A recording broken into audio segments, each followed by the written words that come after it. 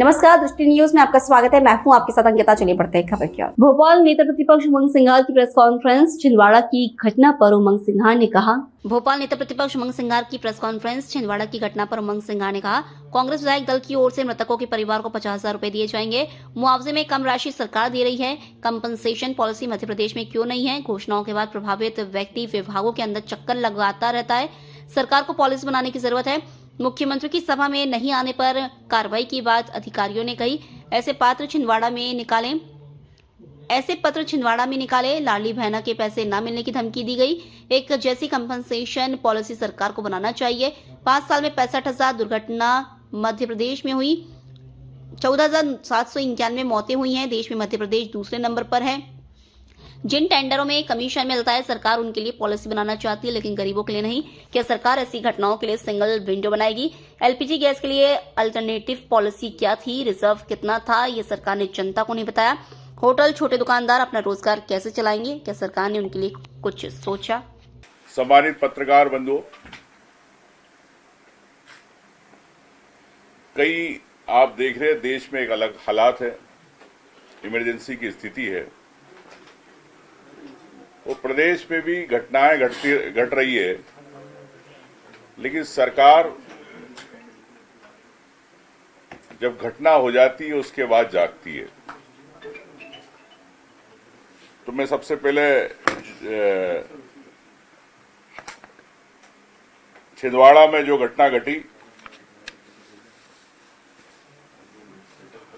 माननीय मुख्यमंत्री जी की सभा को लेके जिस प्रकार से सरकार और सरकार के अधिकारियों ने ताबड़तोड़ तैयारी करी और 10 लोगों की मौत हो गई, 40 परिवार घायल हो गए। कई माओं ने अपने बेटे खो दिए, कई पिताओं ने अपने बेटे खो दिए। कई घर के दिए बुझ गए, जो चिराग थे उनके परिवार। मैं उस परिवार के प्रति गहरी संवेदना व्यक्त करता हूं, मृतकों के परिजनों के प्रति, और घायलों के प्रति मैं कामना करता हूं जल्दी शीघ्र ठीक हो। कांग्रेस विधायक दल की ओर से 50,000 रुपए प्रति परिवार, प्रत्येक मृतक परिवार को दिए जा रहे हैं। लेकिन मैं समझता हूं कि घटनाएं बार बार क्यों होती है। उस घटना की क्या प्रदेश के अंदर पॉलिसी नहीं है? कहीं भागीरथपुरा में बात होती है तो 2 लाख रुपए दिए जाते हैं, कहीं और कोई घटना घटती है तो 1 लाख दे देते हैं मुआवजे में।